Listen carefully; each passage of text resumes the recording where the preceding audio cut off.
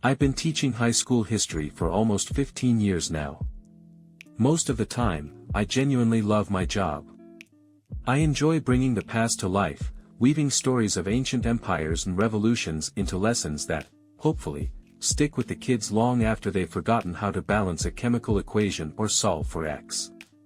But every once in a while, I get a class that tests every shred of patience I have. And this year, that class was my 5th period American history. It started small. You know, the usual stuff. Phones slipping out under desks, whispered conversations when I was mid-lecture, the occasional stifled laugh. I could handle that. I've been around long enough to know that not every kid is going to be a history buff. But these kids, they took it to another level. There was Ethan, the ringleader. He sat right in the middle of the room, his confidence bolstered by the crowd around him. He was smart, I'll give him that, but he used it for all the wrong reasons. Every time I turned to write on the board, he'd whisper something just loud enough to get a chuckle from the others. Then there was Mia, who I swear treated my class like an extended lunch break. She never had a pen, never opened her textbook, and spent more time scrolling through her phone than pretending to take notes. And don't get me started on the twins, Jake and Jordan, who somehow managed to make every group project into a chaotic disaster. One day, I walked into class a few minutes early and caught them in the act. Ethan had managed to hack into the school's smart board system and was projecting a poorly edited meme of me onto the screen. I'll admit, it was kind of funny, my face photoshopped onto some medieval knight, complete with a goofy crown.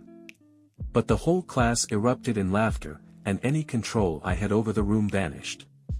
Alright, enough. I snapped, yanking the HDMI cord from the wall. Phones away. Books open. Page 142. But no one moved. They just stared at me, waiting for me to say something more. Waiting for a reaction. It hit me then that I had lost them.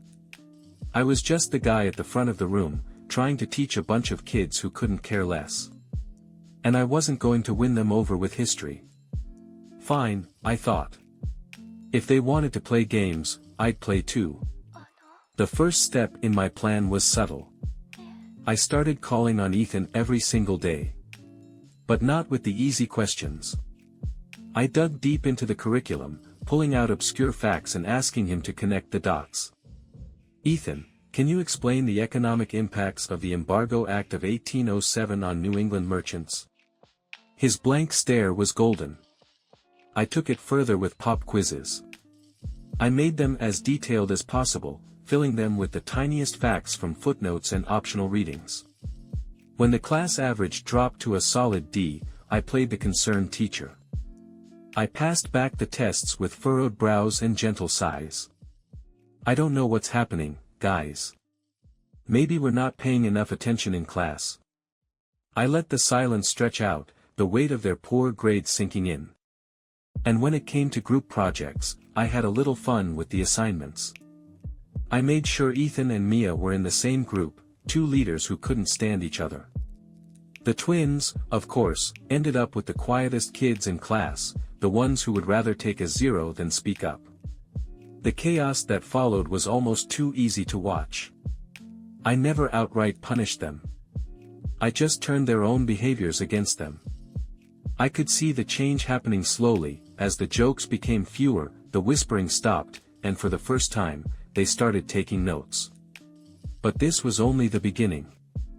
I had more planned, and I intended to savor every moment of it. When I decided to make my 5th period class my personal battleground, I knew I had to be smart about it. You can't just go after kids directly, parents, administration, they'd all be on me in a heartbeat. Instead, I needed to play the long game. I needed to make them feel the weight of their own choices, to show them that there were consequences for every smirk, every whispered joke, every eye roll I'd had to endure. The first few weeks of my plan were all about conditioning. I wanted them to think I was just being my regular, no-nonsense self. When I assigned those brutal pop quizzes, I did it with a concerned expression. I'd pass back the papers with a little frown, my voice soft and disappointed. "I'm really worried, guys," I'd say, holding up a paper with a big, fat 52% scrawled in red ink. "I know this material can be tough, but I thought we'd be further along by now." Ethan started to shift in his seat when I'd talk. His bravado cracked just a little more each day. Mia, who used to have her phone tucked under the desk every single class, began keeping it in her bag. The twins were surprisingly the first to break. After one particularly challenging project, where I paired them with the quiet kids who barely spoke, they stopped messing around altogether. But I wasn't done. Not by a long shot. I started using a tactic I like to call the spotlight. Each class, I'd pick a different student, usually one of the troublemakers, and focus all my attention on them. The first day I tried it, I called on Jordan, one of the twins. "Jordan, walk us through the causes of the War of 1812. His eyes went wide. He glanced around, hoping for a whisper from his brother, but I had strategically placed Jake on the opposite side of the room. Jordan stammered something about trade disputes, and I nodded, leaning against my desk, giving him just enough rope to hang himself. "Right, trade disputes. Can you elaborate on how the Embargo Act factored into that?" His cheeks flushed. Well, it was, like, they stopped trading, right?" I tilted my head, looking genuinely interested. "Who stopped trading with whom?" Silence. The class held its breath. Jordan glanced desperately at his textbook, flipping pages, but I'd made sure the answer wasn't so easily found. After a few painfully awkward seconds, I gave him an out. "That's okay, Jordan. Why don't we take this as a learning opportunity? Class, can someone help him out?" When no one volunteered, I launched into a full, detailed explanation. I made sure every eye was on me, and when I caught even a hint of distraction, I called it out. I was relentless, but in the way a good teacher is supposed to be, focused on education, on standards, on preparation for the inevitable end-of-year exams. But behind the lesson plans and the quizzes, I was watching them squirm. Ethan, who had once dominated the room with his snark, now sat at the edge of his seat, notepad open, scribbling notes furiously. Mia started asking questions, her voice hesitant at first but growing stronger when she realized I wasn't going to shut her down. Even the twins seemed to have finally figured out that I wasn't someone they could coast through. I made my class a place where only the prepared could thrive. I turned history into a minefield, every step needing to be calculated. And while the rest of the school probably thought I was just a particularly demanding teacher, my fifth period kids knew better. They knew I was onto them. They knew that every little slip-up would be exposed. And I loved every minute of it. The best part, though, was parents' night. Watching their parents read over the quiz scores, the project evaluations, the notes I'd left in their grade books, needs more focus in class, struggles with participation, could benefit from extra study, was the cherry on top. A few parents requested meetings, and I was nothing but professional. "I've noticed a pattern of distraction," I'd say, showing them the empty notes, the failed quizzes.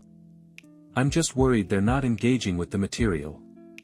I became the concerned teacher, the one who only wanted the best for his students. Meanwhile, the kids knew. They could see through the act, but they were trapped. What could they say? "Mr. Thompson is too strict. He asks us questions we don't know." That wasn't enough.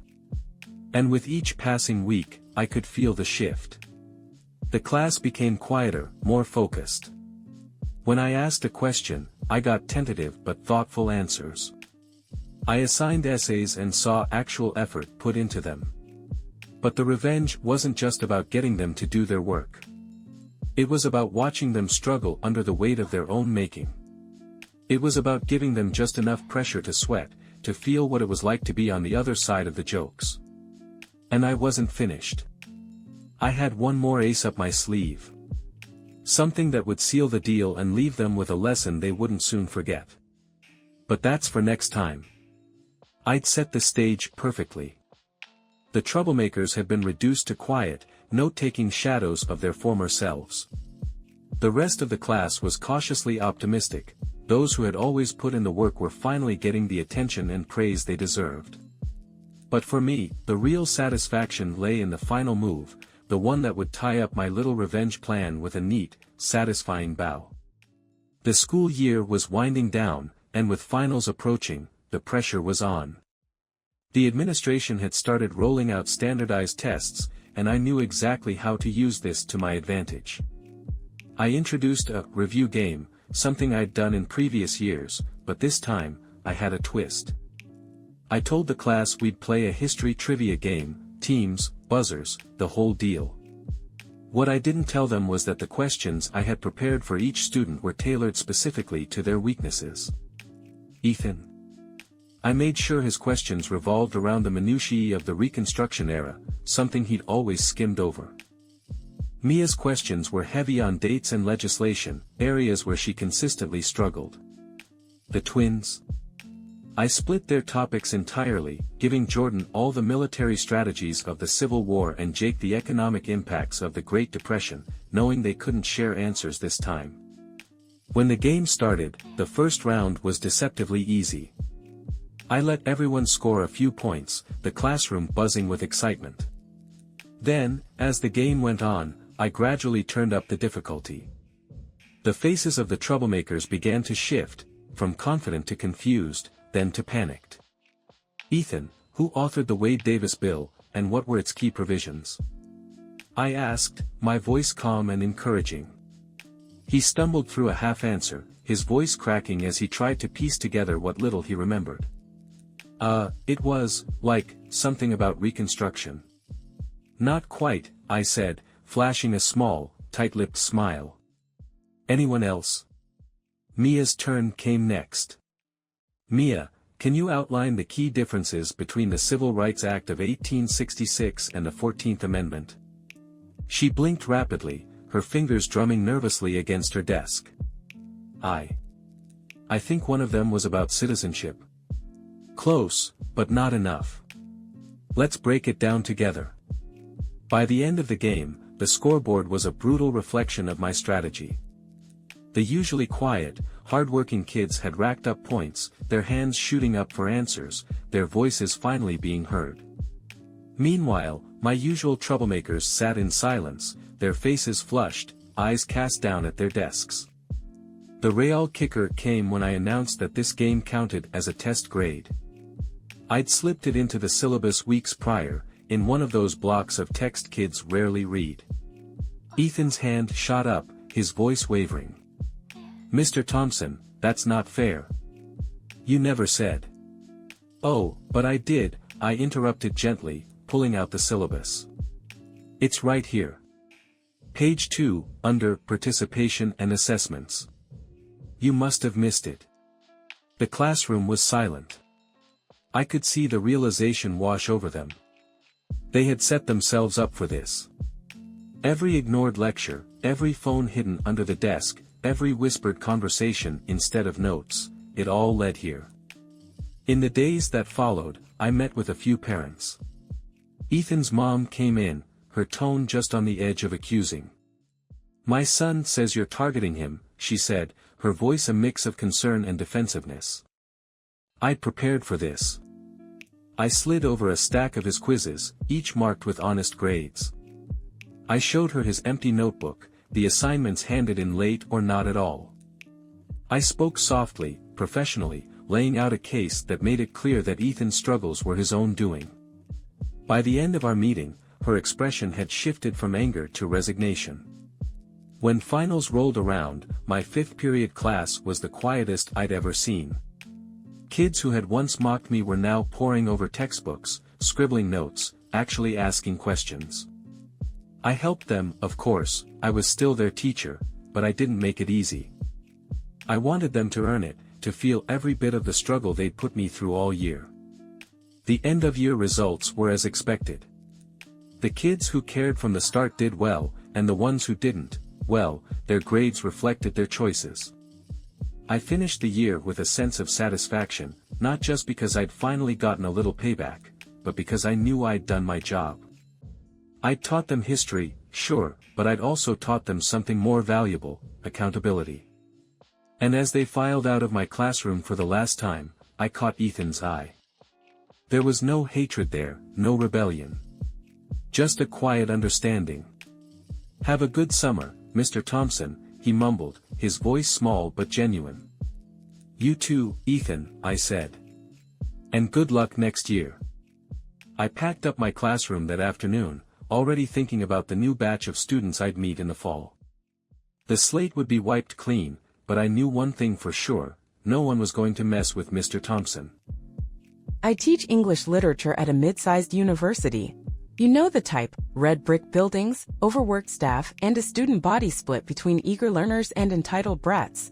I've been here for nearly a decade, and if there's one thing I've learned, it's this: the classroom is my battlefield, and the syllabus is my weapon. Every semester there are always a few students who test my patience, but this particular group was on a whole new level. It started innocently enough. A few missed deadlines, the occasional eye roll, whispered conversations during lectures. I can handle that. But then Madison walked in. Madison was the kind of student who'd argue over half a point on a quiz and send emails at midnight demanding to know why she didn't get an A. She had this aura of entitlement, as if the world should adjust to her whims. She'd sit in the front row, not out of interest but out of a need to dominate.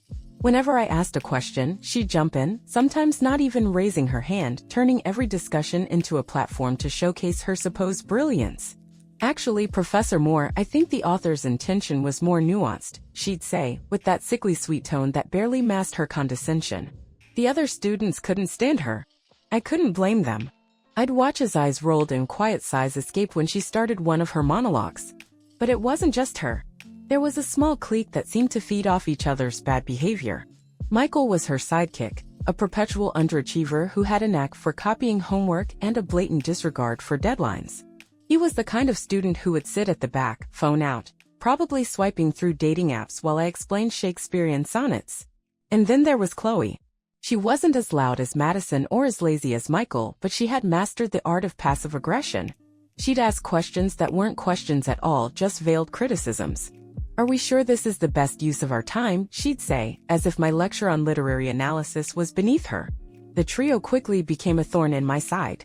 Madison monopolized discussions, Michael disrupted focus, and Chloe quietly undermined my lessons. It wasn't just annoying, it was disrespectful. I knew I had to take action. But I'm not one for shouting or losing my cool. No, my approach is much more subtle. If they wanted to play games, I play too, but I play smarter. The first thing I did was update the syllabus. I'd written it in a way that allowed for flexibility in assessment methods and additional readings as deemed necessary. I knew none of them had bothered to read it closely, but they'd regret that soon enough. The following week, I introduced a new assignment. To better prepare you for your final exams, I announced, I'm adding weekly reflection papers. Just 500 words summarizing the reading and your personal analysis. I watched as Madison's pen froze mid-note. Michael's head snapped up from his phone and Chloe's carefully curated expression faltered. The reflection papers weren't difficult, but they required effort. You had to actually do the reading, think critically, and most importantly submit them on time. Late submissions would lose 10% per day, and no exceptions would be made. Madison tried to confront me after class. "Professor, I have a very busy schedule. Surely there's some flexibility with these deadlines." I smiled, all warmth and understanding. "I understand, Madison. But it's important to manage your time effectively. I know you can do it." Her expression shifted from sweet to sour in an instant. She wasn't used to hearing no. With each passing week, I ramped up the pressure. I started cold calling in class. Madison, who always raised her hand, suddenly found herself on the spot when she wasn't prepared. "What was the main argument in Chapter 6? I'd ask. Her eyes would dart around, scrambling for an answer while the rest of the class watched with quiet satisfaction. Michael, who loved to coast through with minimal effort, was forced into group projects. I assigned him to work with students who took their studies seriously, knowing they'd call him out if he tried to slack off. Sure enough, within days, I started receiving emails from his group members. "Professor, Michael hasn't contributed to the research at all." I responded with a professional but firm email reminding him that his participation grade was at risk. His charming excuses, "I've been sick, my laptop died, my dog ate my Wi-Fi," were met with polite reminders of the syllabus policy. And Chloe, well, I started answering her not-quite questions with detailed, over-the-top explanations. If she asked if the assignment was necessary, I'd launch into a 5-minute lecture about the pedagogical value of reflective writing. She eventually stopped asking. I could see the shift in their demeanor. Madison's hand went up less frequently. Michael sat at the front, his phone buried deep in his backpack. Chloe stopped making her passive-aggressive comments. The rest of the class thrived, their discussions richer without the constant disruptions. But I wasn't done yet. The midterm was approaching, and I had one more trick up my sleeve. I rewrote the exam to include open-ended questions that required actual understanding of the material. No multiple-choice guesses, no regurgitating memorized facts. Just pure, unfiltered analysis. When I handed back their graded exams, the room was silent. Madison's A streak had finally been broken. She'd scored AB, Michael barely scraped by with AD, and Chloe's overconfidence had earned her AC. The rest of the class? The ones who had worked hard, listened, and engaged? They flourished. I made sure of it. It was only the beginning of my plan, but I could already taste the satisfaction. The semester wasn't over, and neither was my revenge. If there's one advantage to teaching at a university, it's the freedom to structure my curriculum as I see fit. And if there's one thing I've learned over the years, it's how to turn that freedom into a finely tuned instrument of karma. After the initial shock of their midterm grades, Madison, Michael, and Chloe became quieter in class. But I wasn't done with them yet. If they thought I'd ease up, they had another thing coming. I introduced a new project, a presentation on obscure 19th century literary movements. The catch? The topics would be randomly assigned. At least that's what I told them. In reality, I had the topics pre-assigned long before they drew their random slips of paper. Madison got pre-Raphaelite influence on non-Western literature, a topic so niche and challenging that even a graduate student would struggle with it. Michael drew the role of epistolary novels in Victorian social reform, which would require actual research, something I knew he loathed. And Chloe? She received gender dynamics in Gothic horror, a topic loaded with nuance and requiring a deep understanding of both history and literature. The rest of the class got straightforward topics. I wanted to see my hardworking students thrive while the troublesome trio squirmed. Madison approached me after class, trying to flash that practiced smile. "Professor Moore, I was wondering if I could swap topics. This one doesn't really align with my academic focus." I didn't take the bait. "That's exactly why it's perfect for you, Madison. University is about broadening your horizons." Her smile tightened. "Buddy?" "No exceptions," I said, keeping my tone firm but polite. "I'm sure you'll manage." Michael, of course, tried his classic move, procrastination. He skipped the first 2 check-in meetings where students were meant to present their research progress. When he finally did show up, he handed me a single page with bullet points that read like a Wikipedia summary. "Michael, this is disappointing," I said, sliding his paper back to him. "I need proper sources. Academic journals, primary texts. You're aware this presentation is 30% of your grade, correct?" His face fell. Yeah, but I thought." "No shortcuts," I replied, already moving on to the next student. And then there was Chloe. She tried to approach the project with her usual air of superiority, but I noticed the cracks. During class discussions, I'd ask her questions specifically related to her topic, and she'd flounder. "So, Chloe, considering your research on gender dynamics in Gothic horror, what parallels do you see with modern feminist literature?" Her mouth opened and closed, the words not quite forming. "Oh well, it's complex, I suppose." "Yes, it is. I'd love to hear your take." I leaned forward, the rest of the class watching with interest. She stammered through a half-baked response, and I nodded along, my expression betraying nothing. "I look forward to seeing how you develop this in your presentation." The day of the presentations was my own private Christmas morning. Madison's slides were a mess of wordy paragraphs and pixelated images. She read directly off the slides, her voice losing its usual confident edge as she stumbled over academic jargon. I didn't interrupt, but I could see the discomfort in her eyes. Michael's presentation was worse. His research, if you could call it that, was shallow and inconsistent. At one point, he even included a slide with a citation from randomhistoryfacts.net. I asked a few polite but probing questions, watching him flail.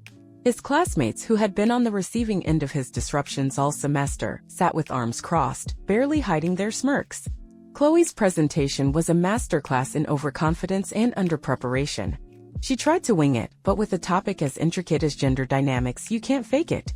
I asked her about specific authors and historical contexts, and she blinked at me, her expression growing more and more strained. When the grades were posted, the trio didn't even bother to confront me. Madison had slipped to a C, Michael was now teetering on the edge of failure, and Chloe had lost her reputation as the smartest person in the room. But my favorite moment came a few days later. Chloe, in a rare moment of humility, sent me an email. Professor Moore, I'd appreciate any advice on how to improve my understanding of the course material. I'm struggling more than I expected. I typed the response with the same saccharine tone she'd often used in class.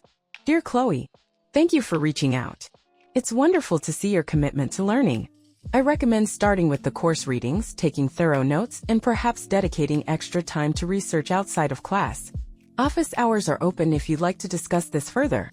I'm sure with a bit more effort, you'll see improvement. She never showed up to office hours. By the end of the semester, the rest of the class had flourished. Without the disruptions and dominance of the trio, discussions were vibrant and thoughtful. Papers were better. Engagement was higher. It was a reminder that sometimes a little strategic discomfort can bring out the best in people, well, in most people. And for Madison, Michael, and Chloe, it was a lesson they wouldn't forget. But the semester wasn't over yet. I still had a few more cards up my sleeve. The final project was coming, and if they thought I'd go easy on them, they hadn't been paying attention. By the time the final project rolled around, the atmosphere in my classroom had transformed.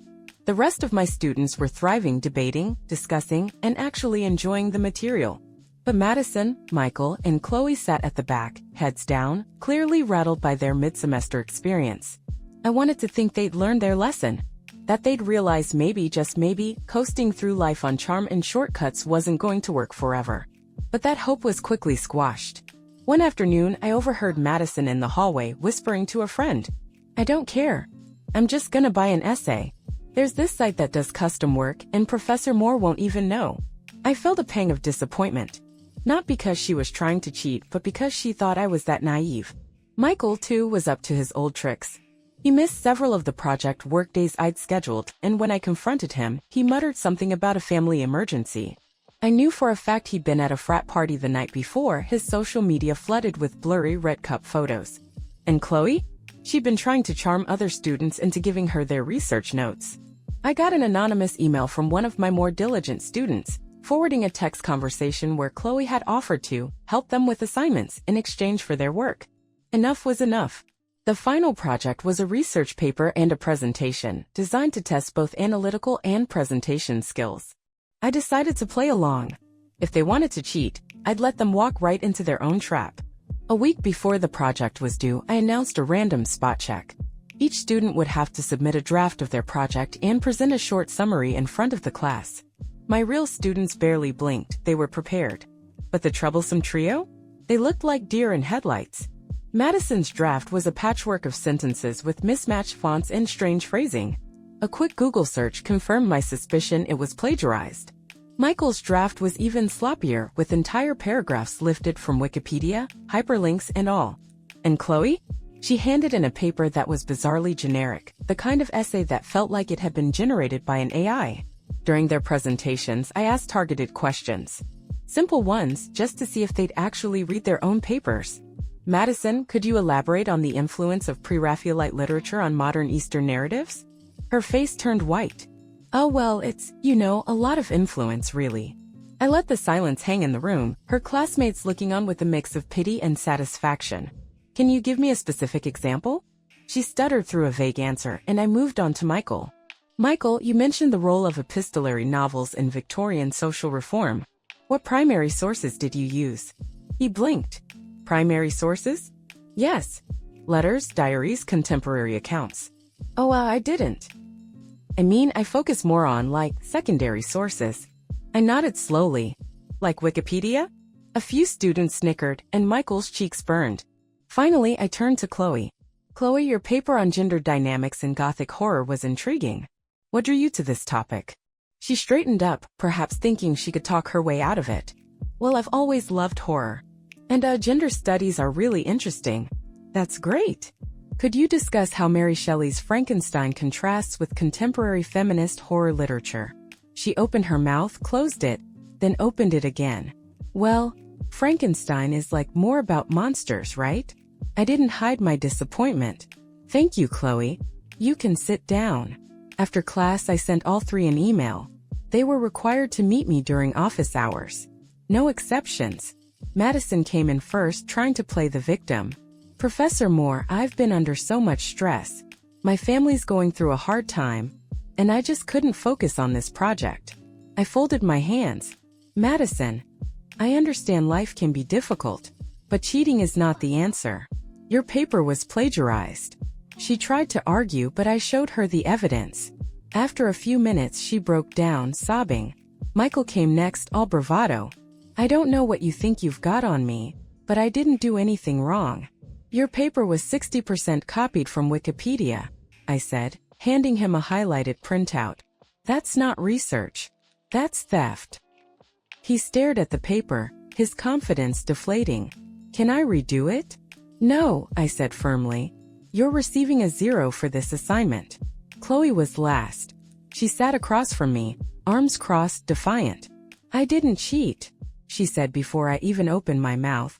Chloe, your paper was bought. I've seen enough of your previous work to know this isn't your writing style. I've also spoken to several students who said you attempted to coerce them into sharing their work. Her eyes narrowed. This is ridiculous. You're just targeting me because you don't like me. I remained calm. The evidence speaks for itself. You'll also receive a 0. She stormed out, muttering under her breath. In the end, the trio failed the course. Madison dropped out of the university altogether. Michael switched majors to something with less reading, as he put it. Chloe lodged a complaint against me, but it went nowhere. The administration had my back. The rest of the class? They finished the semester strong, and many of them sent me heartfelt emails, thanking me for making the course challenging but fair. And as for me, I returned to my teaching, knowing that sometimes the best revenge is just letting people face the consequences of their own actions.